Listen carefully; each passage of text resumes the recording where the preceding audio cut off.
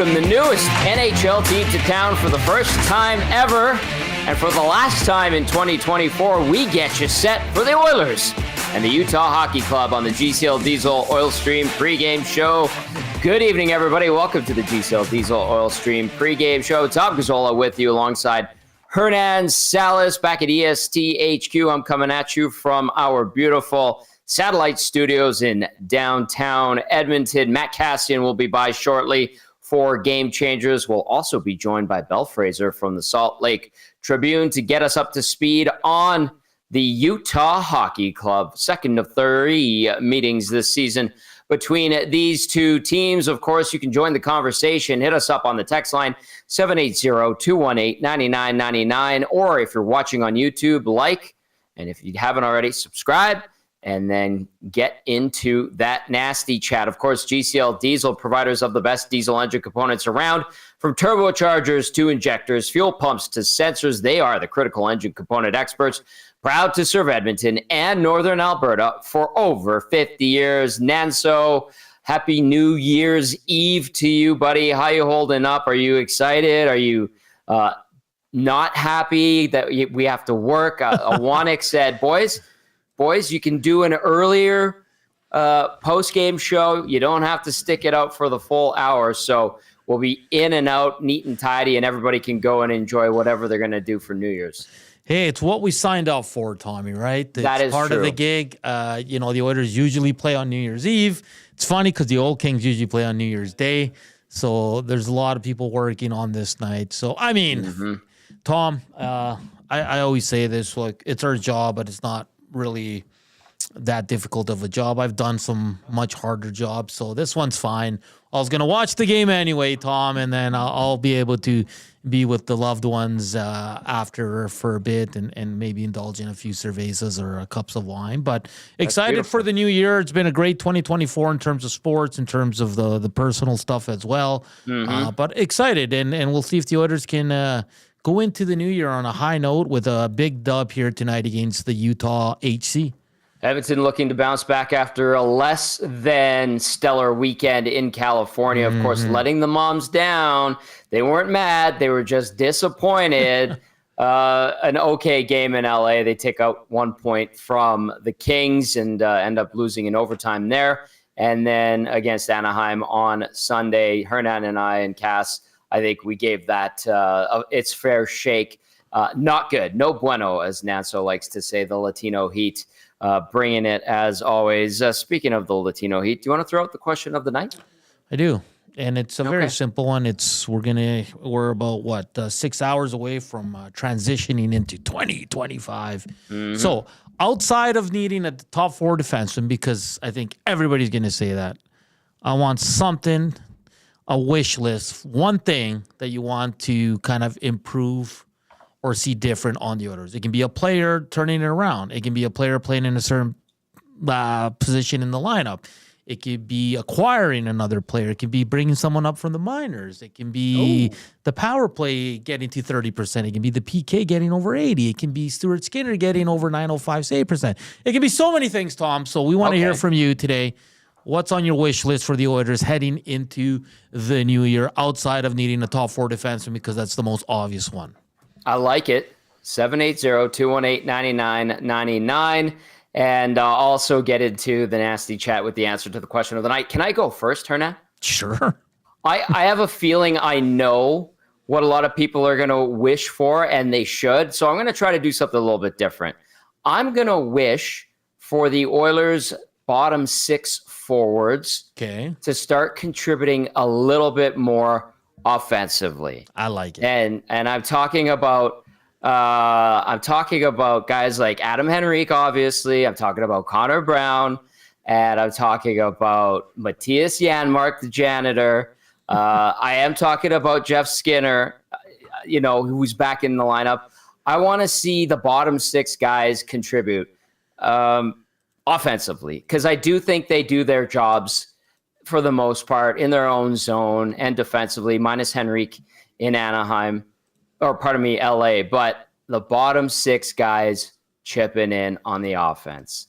They can do it defensively. I like it. Let's get some offense going, you guys. Wake up. You're capable. They are good players with offensive ability. What say you, Hernan Salas?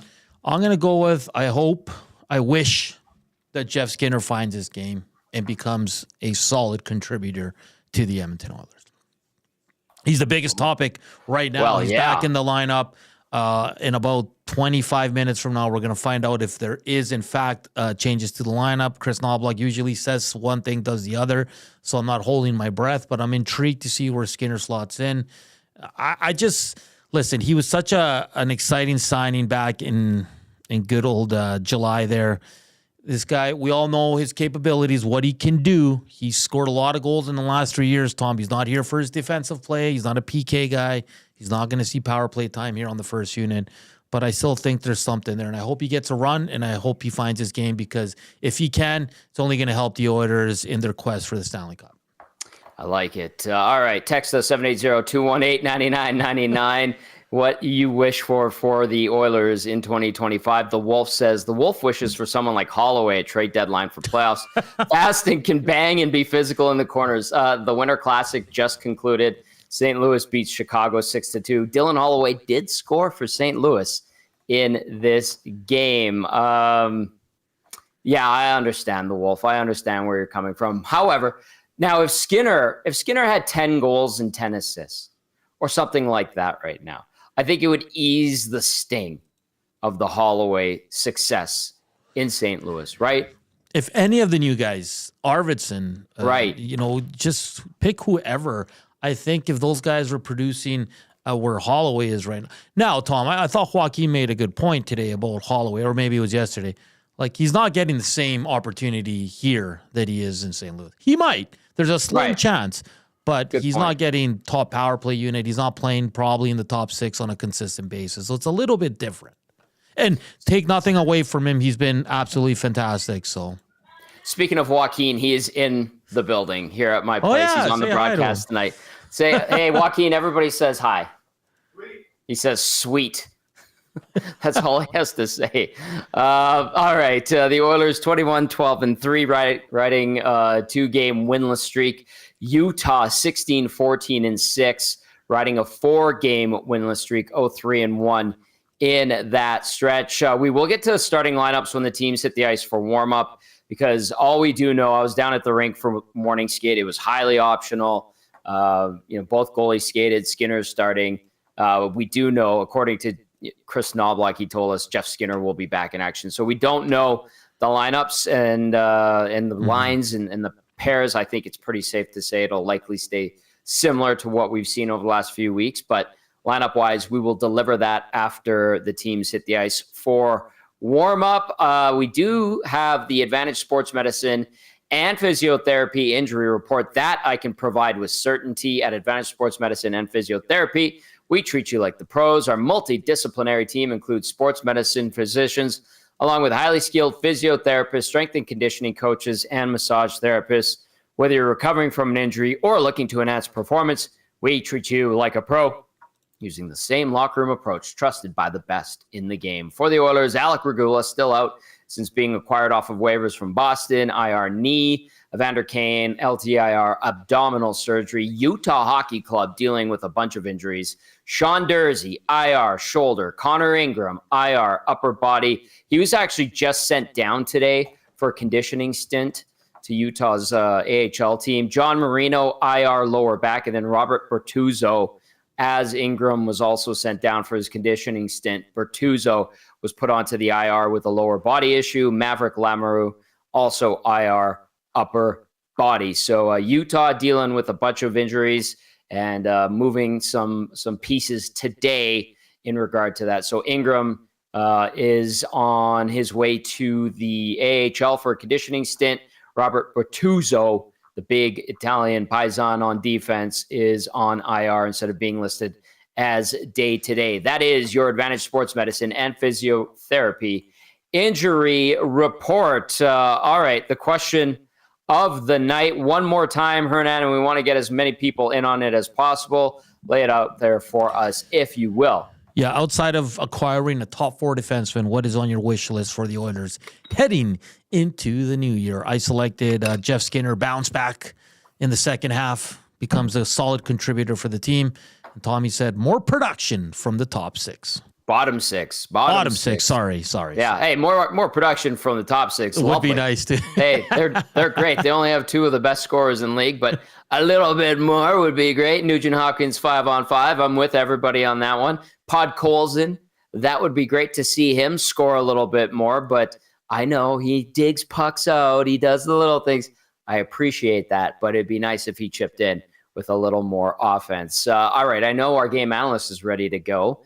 And I'm kind of curious to hear what he has to say about the question of the night. It is Matt Kassian joining us now. Cass is going to unmute himself. He looks like he's at, looks like you're at Chappie's place. Is that? No.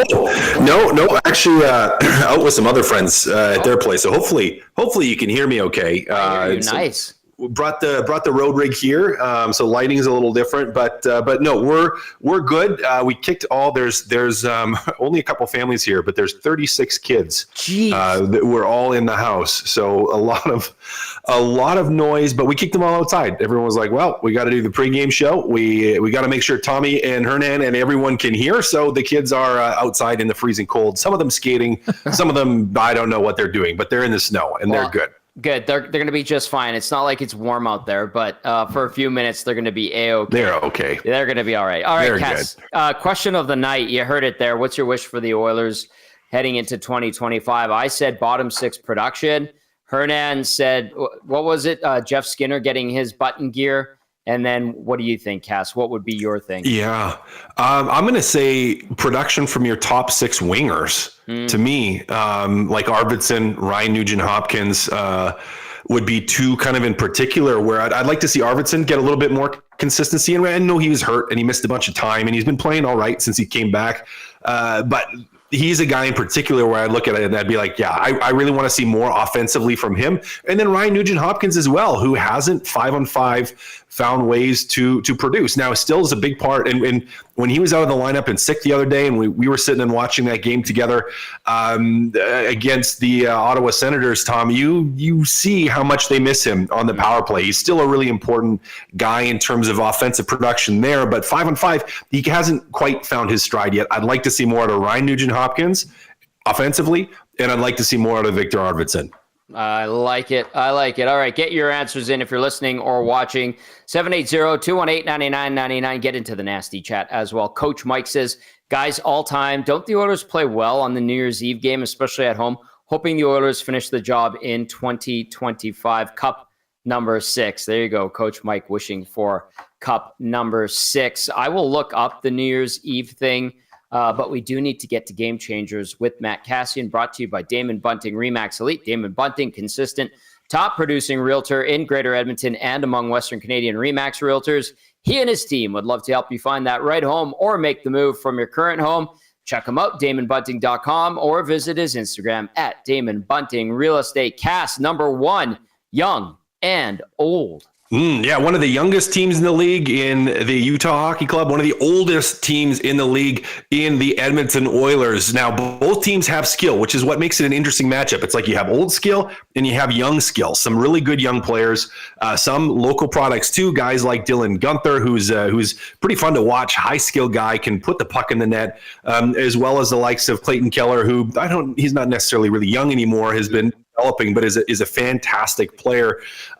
You have a team in Utah that plays with a lot of jump, that plays with a lot of skill, that can absolutely burn you if you let them use that skill. They do play an in-your-face type of style. They do have a lot of speed. They play aggressive, and they're a young, energetic team that is going to want to make their mark against the Edmonton Oilers. Again, older veteran team that it was one goal away from winning a Stanley Cup. This Utah team, they're going to come out and they're going to play you, especially heading into I don't know, not really a mini break, I guess, but heading into the new year, they're going to want to finish the year well. First game in Edmonton as the Utah Hockey Club. And Tommy, it's an interesting matchup, again, because you have two teams that both can play fast, one just way older than the other one. And is it going to be the age that wins this one, or is it going to be the youths? The youths. The youths. Yes. I do have that New Year's Eve stat. Edmonton in its last 5 on December 31st, according to EdmontonOilers.com, 2-2-1, but the all-time record, Cass, 4-15-8. and 4, one of those being a tie over 24 games on New Year's Eve for the Oilers. So, yeah, better of late, historically, not particularly great on New Year's Eve as young and old collide, the youths versus the age and experience and wisdom of the orange and blue. All right, point number 2 on Game Changers tonight, heating up power play. Yeah, well, two parts to this. One from the perspective of the Utah Hockey Club. One from the perspective of the Edmonton Oilers. Now, for Edmonton, Utah takes a lot of penalties. They're I think the 4th most penalized team in the league. You know, they for all their skill and their aggressiveness, they haven't quite learned how to play that disciplined game yet. So an opportunity for Edmonton's power play to go to work. And it's a power play that has been improving. Now, on the flip side to that, Utah's power play has started to clip at a really good pace. They really seem to have gelled recently. They seem to have started to connect the dots a little bit more. Some of these young guys stepping in, they've built that confidence, Dylan Guenther being one of them, to the point that they're at 35.5% over the last 10 games. So their power play has been red hot. One of the better power plays in the league recently. Now it's well over 20% on the year, but Tommy, it's been hot. Now, Edmonton's penalty kill, also very slow to start the year, has also been red hot along the way. So this kind of strikes me as a game where it has the potential of being a very special teams focused type of game. You know, Utah takes a lot of penalties, but they have a good power play. Edmonton, they don't take a million penalties, but I kind of have that feeling in my guts where I'm just like, we could see a lot of power plays both ways tonight. Who knows how the officials are going to call it, but we could see it. Special teams, Tom, likely to be the difference. It's going to be Edmonton's penalty kill that has been improving against a red-hot Utah power play. And for the Edmonton Oilers, that power play has been starting to click along at a better pace recently as well. So special teams is going to play a huge part in this one. And it's I think, going to be a good matchup, particularly Edmonton's penalty kill, which has been playing really well recently. Cass, who knows what we're going to get from the officials. Indeed, as always. All right, it is Game Changers with Matt Kassian, brought to you as always by Damon Bunting. Remax Elite, point number 1, young and old. Point number 2, heating up and power play. Point number 3, I like it, simple to the point, just be better. That's the bottom line, and that's the story coming out of the dressing room for the Edmonton Oilers as well. You heard McDavid being quite candid about it, Knobloch being quite candid, and Ryan Nugent-Hopkins, really everybody, kind of just talking about, we weren't good enough against Anaheim. Anaheim pushed, and we weren't good enough. We didn't respond well enough. We had a lead. We could have put it away, which they should have done, and then they just fell apart and let Anaheim back in and let them take over. And we discussed at length, on the post-game show, how there could have been any number of, TSN or not TSNs, EST turning points in that hockey game. And you don't want to let that happen again tonight. Again, it's a young, hungry team in the Utah Hockey Club that is, wanting to try to push for that wild card spot, wanting to try to build on something and have a successful first season in a new city against, again, a veteran team in Edmonton that, is still, even for as inconsistent at times they've been this year, is still a Stanley Cup favorite. They still are. I know there's some fans that are like, how can you say they still are a Stanley Cup favorite, everybody? Take a deep breath. It's okay. They are. They still have the best players in the world, 2 of the best players in the world, then McDavid and Draisaitl. So you know what? You just, bottom line, you have to execute. They talked a lot about that. Everybody did, and it's true. You have to execute. You have to make your passes. You have to be hungry for the puck. Right, you have to be not willing just to give it away. And Leon had talked about that after the Anaheim game as well. And I can't remember the exact verbiage he used, but just talking about how you can't just kind of just let them have it. Just here you go. Just take it and do what you want. And that happened too much in Anaheim, Tom. Happened a little bit as well in the game against LA. So got to clean that up, Tom. Got to have a night and finish up 2024 on a high note. Cass, a term that I saw from someone in regard to the Oilers the other day was actually yesterday, that they are a hot mess right now. And I was like, what? Nah. A hot mess? They just went 0-1-1. Listen, they lost to Anaheim. They shouldn't have. They blew 2-goal leads. They shouldn't have. Good teams generally don't do that. But to call them a hot mess right now, I was like, what the hell world and universe am I living in right now?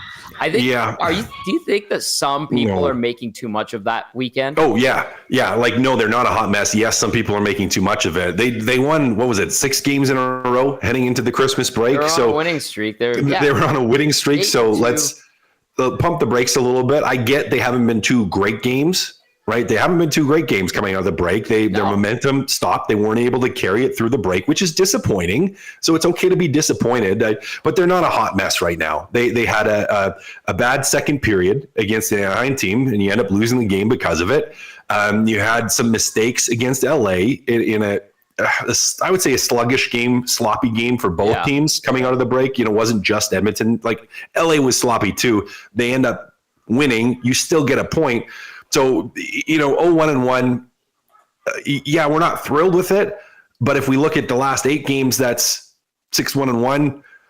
They're not a hot mess right now, Tom. Yeah, I saw that and I'm like, that's really how some people feel. And I'm blown away by it. I needed to say it to somebody to know that I'm not crazy. But anyway, Cass, I was just like, they're going to be just fine. Listen, Montreal scored 3 unanswered to beat Vegas in regulation today. Are the Golden Knights a hot mess all of a sudden? No. Of course, Tom. Oh, I'm sorry. Of course they are. Yeah. Yes, by some people's logic, they're a total hot mess. Natso, do you want to get in on this a little bit with Cass? Do you have any questions for him before we move on? There he is. No, the special teams are interesting. Utah's is pretty good, actually, guys. It's a little bit surprising. Also want to note, you said it's Jackson Stauber? Yeah. Yeah, tiny sample size, guys, but really good numbers in the 3 games he's played. He hasn't lost in regulation, so I'm intrigued by his effort tonight. But Cass, I just want to say Happy New Year to you and your wonderful family. Say hi to Chappie for me if you do see him tonight. And it's been fun joining you guys once again on the pre and post, and look forward to a fun 2025. I love that. Cass, what's going to be the plan tonight with all 39, 52 kids that are in that house right now? So many kids. I think some of them came back inside, so it's getting a little louder in here. I think we got fireworks at some point. Really? There's a company in Sherwood Park. You can basically, they'll plan a little mini show for you. And we're way out in the sticks, which is great. So we're on some land, and we're going to launch some fireworks. That's the plan. So Lovely. My plan is to probably not be involved in the launching of the fireworks, or something will go wrong. Smart. So it will be to wrangle the kids, keep them in one spot long enough to actually set off the fireworks, and that should be it. We're good. We had lots of chili. I made some queso. Nice. And there was chili here, so you put the queso on the chili and then had chips with it too. It was delicious. So we're eating lots of good food, just spending time with some awesome people. Chappie and my mom are still a little banged up. They got pretty sick over Christmas. No. They're still kind of out of commission, so they're not joining for the night. We'll be in bed early, I'm assuming. But go watch a little hockey, talk a little hockey on the post-game show, and then launch some fireworks. Hey, that's awesome. Are the girls gonna make it to midnight, or do they not a chance before? Not a chance. I don't want them to, because then I have to deal with them tomorrow. So we might do a little mini countdown early or something, because they're not gonna. I might not make it, guys. We'll see. Today, somebody told me the trick is to get them on a feed that's like 2 hours ahead, and then get them to believe it's New Year's and do Happy New Year, and then it doesn't quite work because they can read clocks, and so we would have to change all the clocks in the house at this point for the older ones. The little one, we could do it. The older ones, they're wise to Dad's tricks, but you can still do a countdown and celebrate, which is fun. Well, it's going to be a great time. Be careful with the pyro, and stay away from that stuff. And we'll catch up with you on the post-game show. All right, Cass? Sounds good, fellas. All right, there's our game analyst, Matt Kassian, helping us get set for the Oilers and the Utah Hockey Club. That was Game Changers, brought to you as always by Damon Bunting, Remax Elite. Nanso, any text coming in? I see people talking about other games going on. No score between Canada and the U.S., by the way, if you're wondering, if you're driving out there. Maybe you're on your way to your New Year's Eve party or the game itself. But anything else? Some Rip City Step says, I wish for Tommy to get engaged in 2025 during the Cup winning post-game show. Oh, my. Wouldn't that be something? Let's see. I saw a few. It's just the chat's really rolling now. about the wish list here. Some are funny, some are a little unrealistic. Sorry, Tom, I'm just trying to scroll through all. I like this one now. from Barbershop Window. Says the Oilers are the type to be like, meh, we'll bring it after New Year's. Probably doing shots right now. LOL. Barbershop Window. They have a big game to worry about right now. And then Ro Nelson says, my wish is for Knobloch to play Kane on McDavid's left wing when he returns, and Skinner there until then, and then RNH to play left wing for Draisaitl, or switch with Henrique to be third line center and Henrique on 29's left wing. Coyote Steve says, how about adding Pat Maroon? I love Pat Maroon. He's a great guy. He's in great guy. Chicago. Yeah. Yeah, that team's just a complete mess, man. Holy smokes, Tom. Oh, they are. Like, the new coach is not working out there. It's unfortunate. He's put in a tough spot as well. But, I like, if I could add an honorable mention to my wish list, I think you need to spice up the bottom six as well. A little more speed, a little more physicality. Because we talked about it on Saturday where LA kind of leaned on the Oilers a bit. They really had no pushback. And that's why I said it as well yesterday. I think when Evander Kane's good to go, he's in your top six. Like, don't mess around. He can score. He can do it all. Like, he's more valuable than a Pod up there in the top six. And I said this, Pod should be in the lineup. Just, I would put Evander Kane either with Draisaitl or McDavid. And I don't know, whatever. If they can't play together, they don't like each other, who cares? This is for the team. You do what's best for the team. And Evander Kane in your top six, probably best case scenario. We'll see if that comes to fruition. Don't expect Evander Kane in action anytime soon. Last update we got from Chris Knobloch was at least a month, and that was a couple of weeks ago. Haven't seen him much around the rink, to be honest with you, as he continues to rehab a list of injuries that were repaired surgically. All right. Just on Kane, I think Maddie was saying he saw him at a local establishment, I think last week. Oh, yeah, he goes to those. Oh, I know he's been to those. Trust me. So he's around. He's around. I know he's around, and he's also, giving out kids toys at Christmas, which is great. That's nice to see. I know Trent Brown also wheels around with him. I saw him at UFC.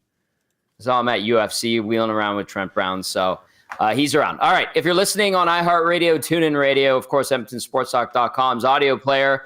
And if you're watching on YouTube, you can get into the conversation by texting us 780-218-9999. Of course, if you're on YouTube, the Nasty Chat's buzzing as usual. New Year's Eve edition of the GCL Diesel Oil Stream pregame show, and portions of this hour are brought to you by Hudson's, Canada's Pub. You're invited to watch any Oilers game at Hudson's, Canada's Pub, Thursdays, all-day happy hour. Also, they have their $6 house draft, now featuring the Blueberry Blonde Ale. Book your reservation now at hudsonscanadaspub.com, or, as we like to say, just come on down. Friendly folks at Bourbon Street and, of course, White Avenue. All right, to get us set with the point of view of the Utah Hockey Club, it is Belle Fraser making her return to our show from the Salt Lake Tribune. Belle, what's up? How's everything going with you? Are you here, or are you in Salt Lake City right now? I unfortunately am in Utah right now. We did not make this road trip. As much as I wanted New Year's in Edmonton, it didn't work out this time around, but I'm hoping to make it out there at some point. Hey, I was talking to Matt McConnell and Mike, the new radio play-by-play guy, and they're like, yeah, we're staying here for the night.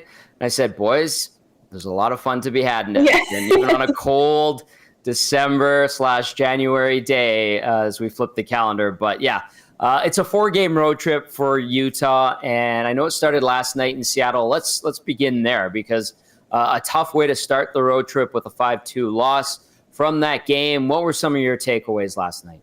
Yeah, and also with that game, they snapped they had a 7-win streak on the road, and they were looking to push it to 8, and they were unable to do it last night. They were on a 3-game skid at home, and they thought maybe getting back on the road would bring some of that winning magic back, and it turns out, the mistakes are just mounting. It doesn't matter what arena they're in. And I think the main thing from yesterday was just the odd man rushes against. You can't really let it happen. The amount of goals where, Seattle was behind their D, behind their forwards on breakaways. I want to say 3 of the 5 goals were, just missed coverage. And being slow, honestly. And then also, Coach Torini also talked about that they were their own worst enemy last night, that they were maybe forcing things too hard, putting too much pressure on themselves to score instead of just handling the shift in front of them. And I think you've seen that in spurts throughout the season from Utah, because they are a super young team, that sometimes the game within the game is actually harder for them. They have the top tier talent to score on a night-to-night basis, to play defense, to make those stops. But, sometimes it feels like it's more of a mental battle for them to get out of their heads and just go out and play a little more loose. So they kind of have no other option than to play a little bit more simple tonight, because they are on the second game of a back-to-back. And, they probably won't fully have their legs. So all you can do is kind of go out there and play a simplified game. So we'll see if that helps them tonight. But the flip side, back-to-backs are hard. They traveled. It's 4 games in 6 days. So, you could see a tired Utah team, or you could see a team that's frustrated from last night and kind of ready to end the year on a good note. Well, speaking of the home and road record discrepancy, 5-7-4 at home. And you look at that and you go, there should be a good vibe in that building. It's a new team, first-time market in the NHL. Then you look at that home record. You talk about the winning streak that was snapped yesterday, 11-7-2. When you're watching this team at home compared to on the road, what differences do you happen to notice? Yeah, I mean, like you said, it seems like a good atmosphere, and it really is. And I think that's maybe where the pressure comes from. For a lot of the last couple of weeks, guys were saying it's kind of a coincidence and that stuff. But then after their last loss at home, Coach said maybe they're a little bit more emotional at Delta Center, because they have that loyal fan base that they want so badly to perform for, where it's the same thing where they kind of overdo it. And he said he thinks his team's composure sometimes is a little worse at home, that they let opponents get under their skin a little bit too easily and stuff like that. But the thing is, it's not like they're throwing up a bunch of duds at Delta Center. I think 7 of the 8 losses at home have been by 1 goal.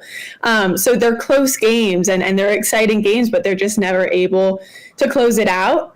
So I think maybe it's gripping the stick. And I think also in the second and third periods at time, if they're ahead or if they're behind, they kind of wait to see what their opponent's going to bring to them in the second or third period, instead of just going with their game plan and kind of not waiting on their heels to respond. So I think that's something that's talked about a lot in the room, is kind of not giving the other team as much respect as they do some nights. And that'll be really true with the Oilers, because obviously that star power, you can't, Connor McDavid is going to do what he does, but I think that message will really ring true with them tonight, is that this is just another hockey team. It's not the Edmonton Oilers, and you kind of just have to go play their game. So I think that's been part of the issue at home, and it's really unfortunate because those fans pack it every night. They are loud. They are proud to have hockey in Utah, and they have 9 games at Delta Center in January. So they're gonna have to win at some point. You would think, with the numbers. Yeah, you gotta have to reward your fans every now and then. Sprinkle in a W. Belle Fraser joining us now from the Salt Lake Tribune. Okay, I mentioned it earlier in the show.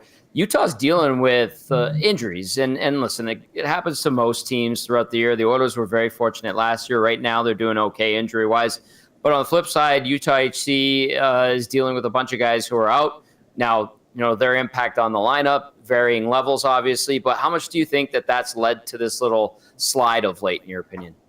I think probably a bit. I think it's probably impacted them all season long. But it's interesting where the injuries are. They have been extremely lucky. They haven't had a single forward miss a game so far because of injury. Nick Bukestad came into the season a bit late because he was coming back out of training camp. He didn't, he had an injury coming into the season. But no one's gotten hurt this season. I don't want to say that now, and then we'll see what happens tonight. But yeah, so Liam O'Brien has only played 3 games, and he played 72 last year, just because the depth they have right now. But on the flip side, defensively, they have 4 defensemen out right now. John Marino is skating. He had lower back surgery in October, and he's with them on the trip, not because he's close, just because he got traded this summer and they want him to be with the team. But they put Bortuzzo on IR today. Sean Dursey is still out, and Maverick Lamoureux is still out, right, although he should be close to returning is what it seems. And then they picked up Dakota Mermis from waivers from the Leafs a couple weeks ago, just to have him as a 7th defenseman. But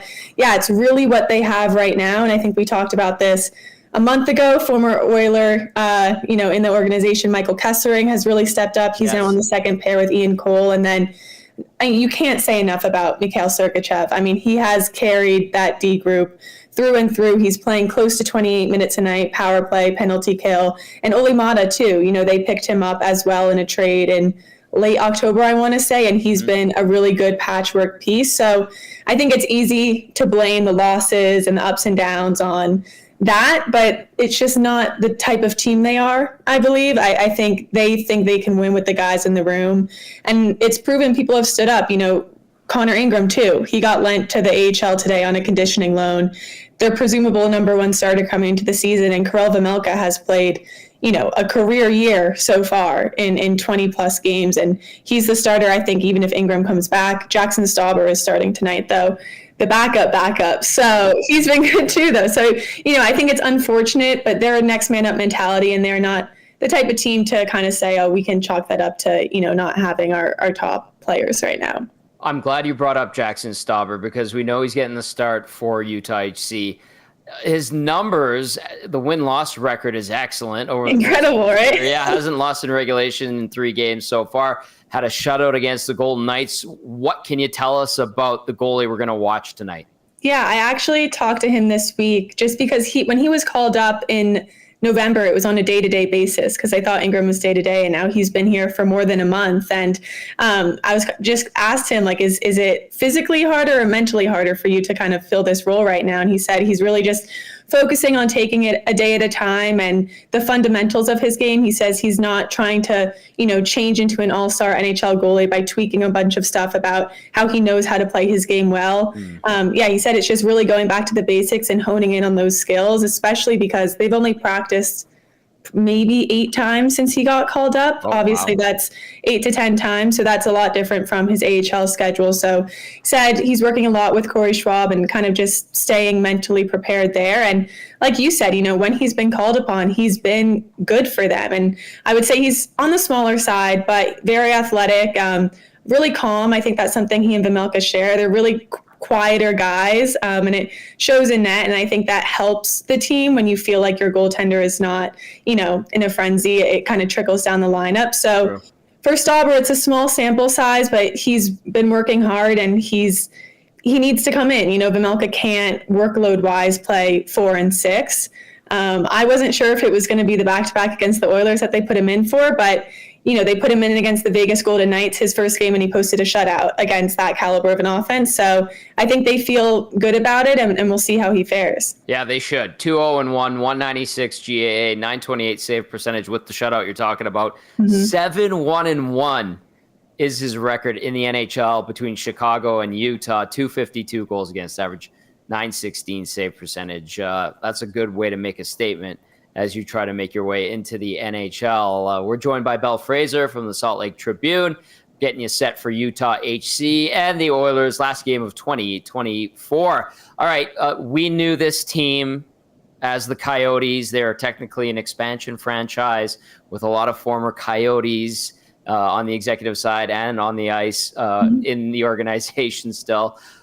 Does it feel, or do you get the sense when you're around these guys that there is progress being made? Because I don't know, the way I describe it, Belle, is that I had a chance to meet Ryan Smith in the summer, get a good vibe off of him, good energy, seems to want to point this organization in the right direction. And that's kind of where it starts. They didn't have that in Arizona for like the last decade and a half.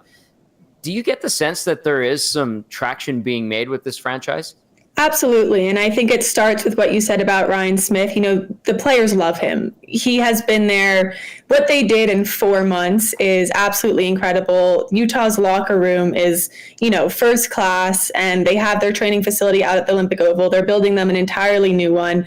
And it's not even the facilities too. I think it's flying charter on Delta. It's staying in nicer hotels. It's having the recovery equipment and staff and resources to kind of be at your best. And that's what Bill Armstrong and the players have said about this season is there's no excuses this year. The guys aren't getting questions from people like us about what they've heard about relocation or any of the outside noise. That's all been removed this year. So for them, it's our only job right now is to focus on hockey. It's not to, think about where our families are going to be or be upset about the conditions at ASU or anything about that. So I think that has really motivated them to have that sole focus where we have everything we need right now to be a competitive winning NHL team, and let's go out and do it. So I think that's part of it. And then also just the winning caliber they have in the room this year. I've talked about Sergachev, you talk about Cole, even having Bertuzzo in there, just the veterans that, Clayton Keller is probably the most competitive guy in that locker room,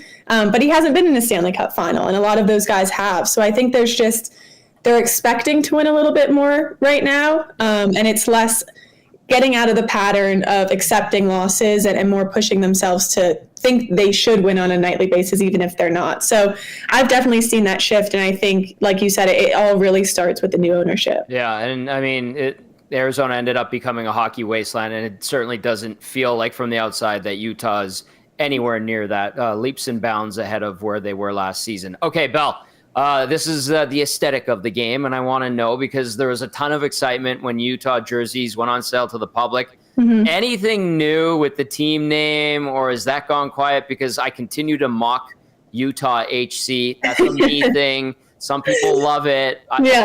The outline of the state, which is just a square, Utah through it just doesn't do anything for me. Has there been any update? Is anybody accidentally giving away a potential name or anything like that? No. So there's no update so far from, whenever we ask that'll be addressed once the inaugural season is over. They filed around 20 intent to use applications in April, like 2 days after they acquired the team. And a lot of those names were the ones that were picked on the fan poll that Smith Entertainment Group did. Obviously, I think everyone knows the winner for that was Yeti, and that's kind of been the front runner from the public. So Chris Armstrong, the president of the team, said they want the fans to be a big part of it, so they're going to try to do whatever they can to, please that so-called request from the fans for their team name. But it is a lot of trademark processing and just, the legal side of things. We actually have a story coming out about that if anyone wants to read about it. But good tease. I think for them is if they could do what the fans wanted right now, they probably would. It's just a long process, and they weren't even supposed to have jerseys out for the fans until February, but they were able to launch those in November, and they'll have a new batch coming out in January. And it feels like now that you see fans in the Utah jerseys at the games and kind of wearing them around, it definitely, I think the culture of the Utah HC is spreading a little bit. So I don't know if management will see that and say, hey, people are liking it, let's stick with it. But I think everyone wants real name, and the earliest it sounds like we're going to get an answer is once the season concludes. Okay, good update on that. I mean, I know Fanatics and the people producing those jerseys are going to have such a tough time with how intricate they are right now. I like to tease about that, but thank you for the update. Okay, Final one from me. What kind of hockey game do you think we're going to see tonight on New Year's Eve? Well, it's interesting. I was thinking back to the last game they played almost a month ago in November at Delta Center between these two teams, and that was really a turning point for Utah this season. They've gone on and played a really good December, even though they're kind of on a slide right now. But even though Utah lost that game, I think they all came away proud of how that went and kind of with a new belief that they can, hang with a team like the Oilers. And I think for them, they were really disappointed that they gave that one up on home ice in overtime. And they don't want to extend this to a 5-game losing streak. Beyond how they're going to play or anything like that, I think it's just they kind of backs against the walls right now, because even though these are the so-called dog days of the season in January and February, the Central is extremely close, and they cannot afford to give up any more points than they've had in the last week. So I think for them, if they were playing the Oilers or anyone else in the league tonight, it's kind of a must-win situation for them. And then you also add in, Dylan Guenther, Edmonton native, is coming home. It's kind of his WHL tour. He was in Seattle last night. And I was talking to Kessler, and he said, even though you don't want to admit it, you are excited to go back to the team that, drafted and subsequently traded you. So I think there's individual guys that are really fired up for tonight, and they need to get out of their streak of their losing pattern right now. So I would say if Utah's playing the best in their minds, they're playing fast, they're playing simple, they're taking advantage of special teams, and they're not giving up odd man rushes. Wow. So we will see. We will see, indeed. And then if they do, Jackson Stauber's there to continue to stay hot in the National Hockey League. So it's a match made in heaven between the Oilers and Utah HC, and Utah HC looking to snap this streak, because Oilers fans will say if any record needs to be set or something needs to be snapped, the Oilers are right what the doctor ordered. So there you go. That happens for the sake of Utah HC. Bell, this was great. Thank you for hopping on again. Really appreciate it. Enjoy the game, and Happy New Year to you. And we'll have to do this again. Yeah, thank you. Thanks for having me. There you go. There's Belle Fraser, Salt Lake Tribune. Absolutely fantastic. Great to have her on once again. A great look at Utah HC, and so appreciative to have her on, getting us set for tonight's action. Things get a little chippy at the World Juniors right now. I see a little bit of action, skirmishes, helmets being knocked off. Canada, last I looked, was down 1-0. I'll need to take a quick look. Yep, still 1-0. End of 1. Spoiler alert, I apologize. And then we also have our lineups for tonight. Hernan, do you want me to get to that, or do you want to do a quick follow-up on Bell? No, I mean, I think we have to get to the lineups because they are damn interesting lineups. Okay, perfect. Let's get into it then. Starting lineups brought to you by South Fort Chev. Upgrade your sleigh with South Fort Chevrolet in the month of December. Reserve your 2025 Equinox Trax and Traverse now. They won't last long. They've also got 2025 Silverado Customs with payments starting as low as $199 biweekly. See dealer for details at www.southfortchev.com. Jack Michaels put this out there a few minutes ago.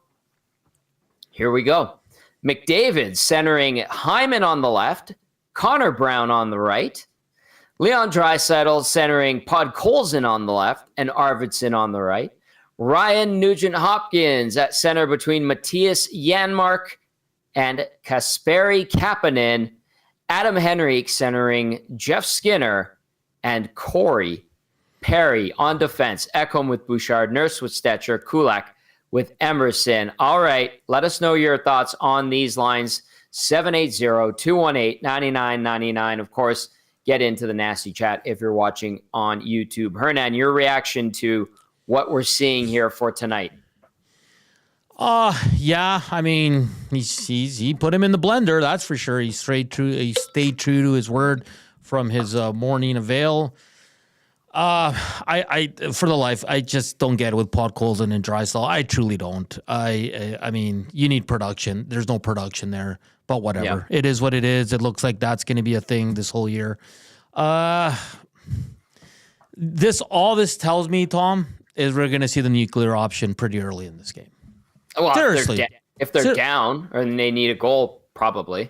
Seriously. Like, I look at this lineup and I'm like, this is just for him to go to McDavid and Draisaitl, and then it's going to be a mixture of the remaining 10 forwards. So I wouldn't read too much into this lineup. I don't think it lasts very long. But, yeah, I mean, he said he was going to do it. He did it. I don't know what to think of the lines. They're kind of all over the place for me, outside of the second line, obviously. So we'll see. I'll tell you what this kind of tells me. Balance. Like, this is a balanced lineup, right? I think he wants to roll 4 lines tonight and avoid having to go to the nuclear option. But Hernan, if it's not going well, he goes to the nuclear option, obviously. I'll say this. If the game's tight, if the Oilers are not leading, it's tied or they're down 1 by the second period, at some point in the second period, we'll see the nuclear option.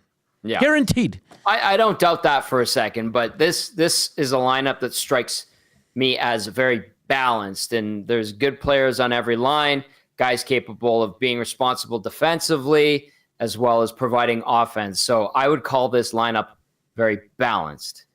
McDavid with Hyman and Brown, Draisaitl between Podkolzin and Arvidsson, Nugent-Hopkins with Janmark and Kapanen, Adam Henrique centering Jeff Skinner and Corey Perry. And I know I was listening to Reed and Jay earlier, and Reed was kind of trying to, guess what Chris Knobloch was going to do, but he thought that there might be a chance for Skinner to get a look with McDavid or Draisaitl and not have Henrique be his centerman, but that isn't the case tonight. And I understand 100% where Reed is coming from on that point, but yeah, here he is.